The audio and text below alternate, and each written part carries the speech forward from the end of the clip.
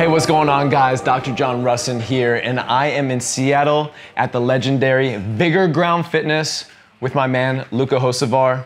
We have the opportunity to listen to one of the people that I respect most in this industry, somebody that I've literally been learning from for 5 years at this point, and somebody who's hosted me 3 different events, extremely successful events, extremely successful gym business, success across the board. We're gonna keep this short and sweet because that's gonna be tough for you, man. That's gonna be very difficult. You said 20 minutes. I started sweating bullets. We're gonna keep this short and sweet because I wanna ask Luka about what I think he is best at in the industry. And that's a hard thing to do because you're running a brick and mortar. You're running online businesses. You're doing events. You're doing conferences, real estate. You're doing everything under the sun right now. But what I think you're best at is being a fucking leader. You lead wherever you are. You've always led, and when you talk and have a conversation with you, I don't know what you're saying, but I want to get behind you and I want to do it. For fitness professionals in the field, where does that leadership start? Does it start with getting in and getting education, or does it start with something within? I'll start here, right? Number one is that one of the books that we give our team that's during the internship process, that's like part of the curriculum, is called Leader with No Title from Robin Sharma, which is a great book. But the whole premise of it is this, right? I think people believe, or think sometimes that leadership is like, oh, well, there's these set of things that you got to do to become a leader, and there's these, prerequisites. Yeah. But, leadership is really just like how you behave. Like, leadership is taking action. Like, you can be a leader today, right? Does that mean that you're going to be, I don't know, Tony Robbins or become a Barack Obama because you did it? Like, probably not. But hey, can you do a leadership behavior today? Absolutely. How can it can start? You come into the gym. You're not Luka who, owns the gym, whatever it may be, and there's a bunch of, I would say dirt or stuff on the floor, and you're like, man, that just looks out of whack. We got a class coming in 15 minutes. Yeah. Man, I'm gonna vacuum this up. Now, you're not on, it's not your chore today. It's not mandatory. It's not like part of your job requirement on the job description when you put it out there. But man, you were like, you know what? That's the right thing to do. Right? And the thing is like, if your mission, think about what we do, and we talked about this at your event, right? Like, what we do is like, we're helping people go, like, what does coach mean? Coach means take a person from where they are to where they want to be. Build muscle, lose weight, get out of pain, improve performance, improve their life. So if our mission is that, like, what are the things that are going to help that, a person do that without like, hey, listen, man, you got to do this, right? But just going and doing it because it's the right thing to do. And like, leadership starts there.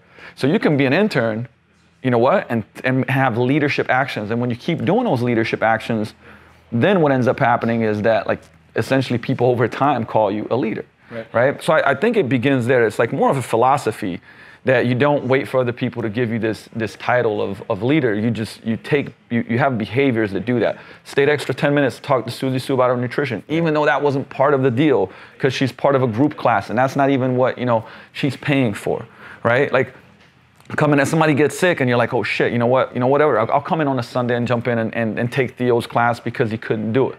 Man, and I could keep going on and on and on about these things, right? Now, for a business owner, and let me reframe that for people. That business owner is, if you're working for somebody else right now, like, man, you're a business owner. You're the business of you, right? Like, if you're, in a big box gym, man, don't think about like, well, LA Fitness is not doing X, Y, Z. Nah, man, it's you, right? So to first understand that, like, you are a person that is an entrepreneur wherever you're at. So even for my coaches, I'm like, hey, look, like, you guys are operating. We're a team, we're us, right? But you're still the business of you in a sense. Like, you can't point fingers at people, you know what I mean? Right. Like, you have to take responsibility for your actions. And I think, one of the greatest virtues in life, period, is resilience. And I always say, hey, you know what resilience is? It's first taking 100% responsibility for your life and your actions and everything that you do. And so, for me, teaching the team that, it's crucial, and like helping them understand, like, hey, listen, like, you're a leader.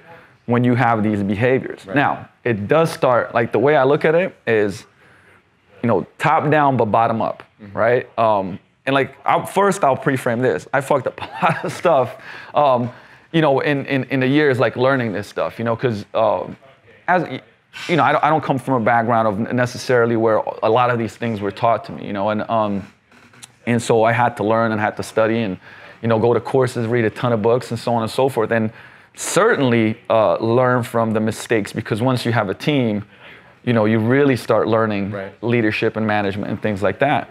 And I say it's really easy, now when I do so much business coaching, people want hey, what ad is working? What's the strategy? Like, what's the thing? What's the deal? And, after all these years, I keep coming back to this, about like, man, how do you guys operate? And that is values. And that is leadership. Now, what I say by top down, bottom up is this, okay?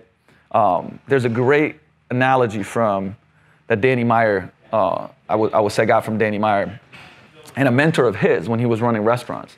And he said, hey, listen, they were sitting down. He's like, man, Danny Meyer said, I feel like my staff is constantly pushing my buttons, right? They're constantly trying to test me, right? Like, because, and at that point in time, he was younger than even some of his servers, right, as a restaurant owner. And he was like, they're always testing me, right? And his mentor said, they were sitting at a table. He said, hey, listen, take all the stuff off the other table. Take the cloth off, the silverware, everything else, right? And he said, put the salt shaker in the middle of the table, right? And Danny Meyer puts the salt shaker in the middle of the table. And mentor goes, it's not the middle. And Danny Meyer, moves it by like 3 inches, right? It's like, is that the middle? Yeah, are you happy with that? Okay, cool. All right. And then he goes and he moves it. He's like, put it back in the middle. Puts it right back in the middle, right? And he keeps doing that. And he says, look, Danny, see, the middle of that table for that salt shaker, that's what you want. That's excellence. That's how you want things to be done. Now, a lot of times, both your team and your clients, they're going to test you. That's what people do. Not consciously, a lot of times subconsciously. And they're going to move that shaker. And it's not for you to get frustrated. What it is for you to do is put the shaker exactly where you want it to be, right? And when you keep doing that, what's going to happen is other people are going to realize that this is what we do. We put the shaker right in the middle, right? So you have to create the standards for excellence. Because if the shaker is, if this is the middle, if the shaker is here, you know what? That's not excellent. Right. That's mediocrity, or I would even say possibly failure, right? But it starts from the top down, and you could relay this into anything in the gym business, meaning, listen, what is the standard for cleanliness, right? Like last night I trained at, like 9:30 p.m. You know what? Then I vacuumed the whole gym, and I could be pissed off because, a couple people maybe should have helped me out or whatnot. But you know what? I was like... The whole weekend, I want to give people insight into what I saw you do. Not what you said you were doing, but what Luka actually did. Luka carried a dumbbell rack out to get his gym set. He carried a projector in by himself. He put up the fucking screen, he took out the trash, and he talked to every single one of the 85 people in this gym. Then he trained. So simple actions. Every single person at that seminar saw you do that shit. And you know what? That's the reason I respect you, because you not only talk it, you live it. But on top of talking it and living it, you're actually sharing it with your other coaches as well. You're developing human beings here. I've had the pleasure to be here multiple years in a row, and I see some of your coaches, the way that they've flourished with your mentorship. And I look at that as a key role in leadership as well. As a leader, do you make others better? I see amazing transformations from the coaches that have been here in the 3-year period since I first gave that seminar. Unbelievable, and that's something I'm damn proud of you and them. And that's a great point. You said the word mentorship. And I think this is another kind of sometimes almost limiting belief, for any business owner, but let alone in the fitness industry, where you go like, well, this is a job, this is what they're supposed to do, and this is the professional side of things, right? Where development, it is impossible to separate professional and personal. you can't do it. Like I thought back in the day, it's like, oh no, listen, your shit's your shit. When you come here, I'm coaching you to be the best in this profession. Yeah. Listen, you tell me like when somebody loses a friend or family member, how that's gonna affect them at work. They're going through like tough stuff in their relationships. They're sick, they're injured, they have money issues and stuff like that. Man, that affects every human being, right? So how do you just separate? First of all, if you separate that and you don't care about that, how are you human? Yeah. Right? So you gotta be human. You know what I mean? And like I take vested interest in my team because, I mean, honestly, first because I care, I give a fuck. You know what I mean? Then as a human being, and that's the whole premise of empathy, right? It's really easy to get lost in like, how's the business doing? How much? Okay, I want to make $100 grand more this year and put it in my pocket. Like, did it? But what about, what about my coach?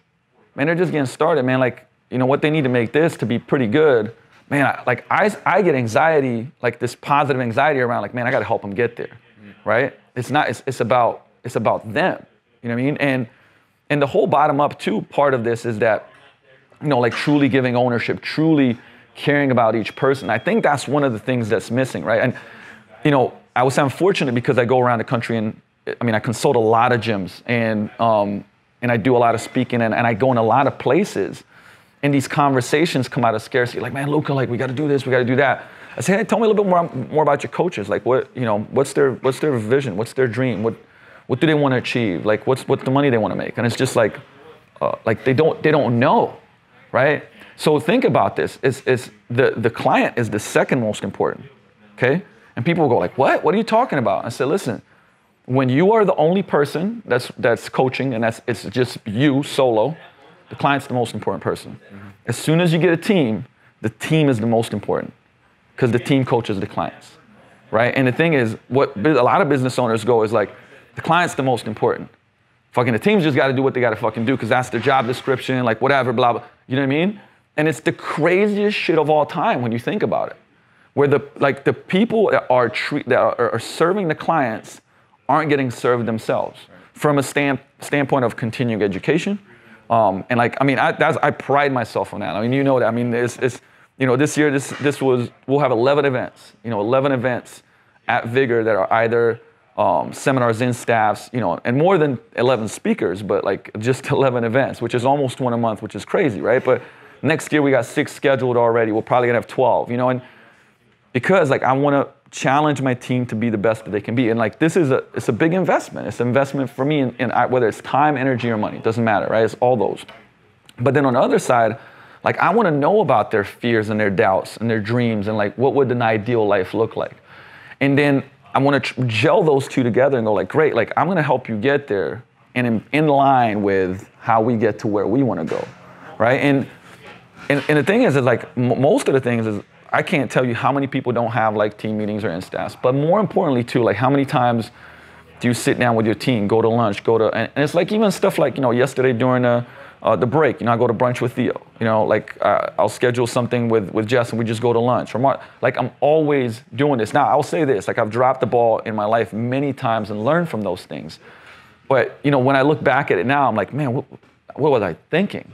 So being invested in your people, like at a whole nother level is it's not even like, oh, this is great. Like it's crucial. If you don't do it, you will, and then people are like, man, this is one of the myths. You've heard this before, right? I used to say, well, no one cares as much as I do, right? And so the thing is, they don't maybe care as much as you do about the thing that you do, but they care about something as much as you do, right? You care about this thing. So how can you align those things? That means you got to listen more, you got to communicate more, you got to be more vulnerable, and meaning that like, not just being the boss, like do this, do that, like this is what it's supposed to be like. And that's a whole set of skill sets that you have to learn that maybe, that I think not enough push is happening in telling people, or should I say guiding people, like, hey, listen, have you learned more leadership and management skills? Have you done any type of motivational interviewing? Have you gone into a course, a 3-4 day course where they teach you how to better communicate with your team, right? And share things. And like, man, I say, I don't know a lot. I say, guys, would you help me? I would say the whole leaders eat last philosophy. Yeah. Hey, we got this problem here.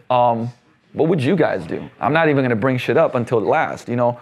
And so I think those are all like really, really important factors when it comes to leadership. It's like top down, bottom up, but like, man, I'll tell you what, if you do not live the things that you're asking your people to do, everything else is irrelevant. Every checklist, every strategy, every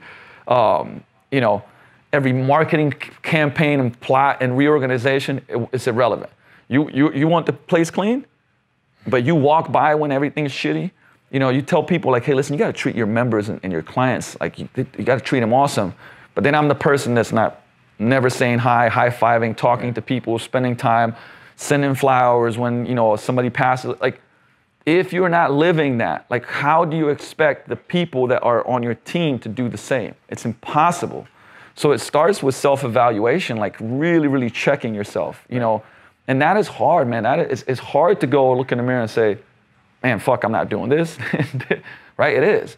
And, you know, to change culture is not like a detox, you know what I mean? Like, we're gonna do it in 28 days, you know, we're gonna do it in 12 weeks, right? Like, man, changing culture might take a year, 2 years. Maybe it's less, but you gotta commit to it and do it like really, really, you know, long-term and stuff. So this analogy of the light bulb and the moth, right? Like, every business essentially wants to shine bright and attract as many moths as possible. So think getting people through the door so you can help them with whatever your goal is. But there's two functionalities to that light bulb, and people just think about the brightness and attracting, okay? But the second one is the warmth of it, so that the moths stay around, right? And this is what Danny Meyer calls 49-51, right? And 49, think of it this way: if you are the best tactically, meaning program design, you know, periodization, internal, external cues, movement pattern, like all of like coach and things. There's a lot of things that go around coaching, X's and O's of nutrition, right? Like, we could lay them out and you go like, man, this guy knows so much, and he can like tactically take this person from here to here, bucking all day long, right? And you're excellent at that. That would only give you 49 out of the 100 points. The other 51 is how much you care about people, right? And that you're fulfilled. So that's the warmth, right? The 49 is like, hey, that's the shine of the bulb. The 51, though, even more important part is the warmth of it. How do you keep people around because you care? Like, you literally are fulfilled by helping that person out. It's not like, right, we're churning. We need 14 more people because that's going to give us this many thousands of dollars. Okay, who are the people that joined? Why did that lady join? I don't know. You turning on the ads, let's roll. You know, like, and so the reality is that 49 can be taught. Meaning, if you're a hard worker, you have work ethic, you're curious, you know, you're a team player, that 49 can be developed. The 51, it can be, but much more difficult. And my recommendation today is hire for the 51, train the 49, right? And because it does become difficult, you know, when you. This is a service industry. A lot of people, you know, industries are service. But if there's one that's more service-oriented than almost anything, man, it's this one. And I'm sure that, you know, this quote has been overplayed. You know, people don't care how much you know until they know how much you care. And we have the Maya Angelou quote, which is one of my favorite in the world, right? People will forget what you said, forget what you did, but never forget how you made them feel. Right. And that is a foundational thing because, man, honestly, like, for majority of people that come through, you know, they're gonna be like, man, that coach's awesome. Like, they lift me up, they guide me, they support me. I always feel good, I feel empowered, you know. So they're usually not gonna go like, man, the way that they teach that deadlift is phenomenal. Now, the thing is, that's a puzzle, that's part of it for sure, right? Like, there's a lot of people that go like, man, like, I love how much care they take in the way that they coach and understanding it and always learning. But if you know all that stuff, and you're just cold, and just the person is like, oh man, I'm just a number. Yeah. I'm just, you know, yeah, sure, they really know their stuff and they can get me results, but I'm just a number, right? Game over. And, you know, PN did these I'll say they did kind of like started researching marketing for why some things are working, why some things aren't working, with a process called jobs to be done, which we actually, you know, I've used before too. And what they found out was that like one specific person that was in one of their programs was in one of the forums saying like, hey, somebody said, hey, well, how did you like that program? I didn't get what I wanted out of it. Like, I don't recommend it. And the conversation kept going. And the lady said, well, yeah, I lost 55 or 60 pounds. Hold up. You lost 55 and 60 pounds, but you don't recommend the program. You didn't get what you wanted out of it, right? And that made them it was a red flag. So they dug deeper. And what they found out, there was a lot of people like that. Yeah. And that person, their primary goal was to be taken care of and supported and to be guided. The side effects of that are the weight loss, right? And so even though they got weight loss, they didn't feel like that company did their job. Think about that. That's fucking crazy, right? Like, they lost 60 pounds. Like, nah, that wasn't a good result. But it shows you the power of, shows you the power of how important that part is, right? So I would say that I'd finish with that are you studying customer service, customer experience, communication, as much as you are studying everything else? If you own a business. It's pivotal, man. Not a whole lot of people know this, but I didn't do a sports performance dissertation for a doctorate. I wasn't doing ACL rehab. Do you know what my dissertation was about? It was about the perceived quality of life of patients going in and having diabetic foot ulceration at risk of losing their toes, their foot, or their lower leg. Physical therapists went in and they administered oxygenation therapy for diabetic wound ulceration. Mm-hmm. They stayed there for 30 minutes or they didn't stay there for 30 minutes. So they just bullshitted with the people. Hey, what we showed was that subjective, hey man, this is gonna be better, my quality of life is actually better, had nothing to do if somebody had their toes or their ankle or their lower leg literally chopped the fuck off. They thought their quality of life was higher if they had 3 times a week for 30 minutes of interaction with their therapist. That's mind-blowing. It's mind-blowing stuff. I spent 2 years on that and nobody could believe it. I'm not into diabetic wound ulceration therapies or anything like that, but what that showed me in a 2-year period was how you make somebody feel matters. Human connection matters. Even if somebody is having an amputation, they care more about the way that they felt than actually having that limb. Which is unbelievable stuff. I want to end one more spot. Mm-hmm. Leadership in this industry, how much of it is about sacrifice? Because I see what you've done here. You have 11,000 square feet now. You bought a fucking building. You did that not only for yourself, but you did it for the community. You did it for the team. I remember being here at the opening and your team, they were ecstatic to have this new spot. They earned it, you earned it. You really made it happen. There's a lot of sacrifice to go into that. People see this facility and they go, wow, Luka, you made it, man. But you sacrificed a lot to put this building up. Talk a little bit about that. Everything in life has a price, And what I say is it has a price and has a requirement, right? And to give you an example, you want to deadlift 500 pounds, right? Maybe right now the best you can get is 200.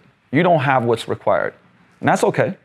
You're gonna do the work, and it's one day, if you do the work, if you do all the things required, you will deadlift 500 pounds, right?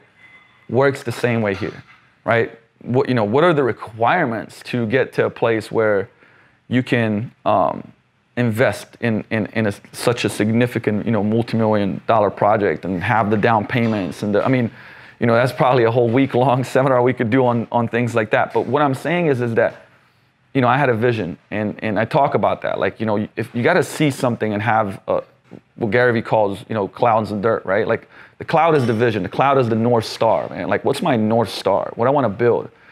And the dirt is the work. That's the price you got to pay. That's the requirement. And the requirement to do something like this is a lot of times more than some people are willing to do or choose to do, because it is a decision, right? And I like to share the hardship because I hate, like yesterday when we were doing a Q&A with Joel, and Joel was like, the most unmotivational speaker. But the thing is, to me, he said a lot of great things, because it's like, now listen, this is what it fucking takes. Accept it. Like, accept how hard it is, because when you do, you know what, you made a decision that this is what you're gonna do. Yeah. So if you're starting a gym and you're like, man, I'm gonna do 9-10 hours a day for the first couple of years, good luck, man. The required, like, maybe you could pull it off, but are you willing to do 16? Are you willing to do 14? Because that's what it takes sometimes. Because you got to learn so many things. And remember, there's coaching and there's the business of coaching. Two different things. You could be an exceptional coach, but don't know sales, marketing, systems, fulfillment, leadership, right? Like, and you got to learn that. And honestly, like in business, it's like this. If you, to a certain degree, don't want to learn those things, you won't be successful. I'm going to leave you with this story. I've actually never told you this story. In 2013, the first time I saw your name, the first time I heard your voice was on Jay Ferrugia's podcast. It's on the Renegade Radio. And I remember sitting in my house with my headphones on, Maddie's running around, Lindsay's doing work on the computer. I remember taking my headphones out after 45 minutes, and I said, Lindsay, I need to find a way to get around this guy. Luka Hocevar, I don't know what he just said on that podcast, but the way he said it, the way he made me feel, I think my blood pressure is up at 200. And I gotta get around this guy. It took me 1.5 years to do it. But in that 1.5 years, I was on your site. I was listening to every podcast I could. Whatever you were doing on social media, I was reading. 1.5 years later, we happened to sit next to each other at NorCal Fitness Summit at dinner, at a VIP dinner. I had a nice conversation, and the rest was history. Yep. I mean, I look at somebody like you as a role model for me 1.5 years before I even met you.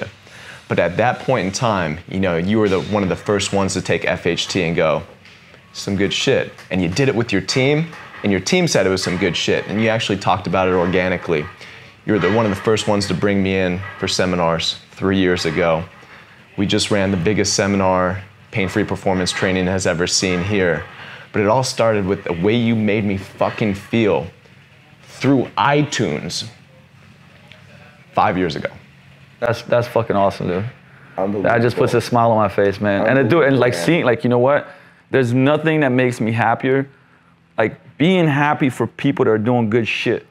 You know what I mean? To see like how much you've grown has been fucking nuts, dude. I mean, I know this is just, we're just getting started. We're all just getting started. That's my favorite thing to say, you know. Oh my God, look at what, man, we're just getting started, right? But dude, appreciate you sharing that story with me, dude. That's dope. No, I appreciate everything. Awesome podcast as usual. Yes, sir. Appreciate you. We'll be back, and hope you guys enjoyed this one. See ya.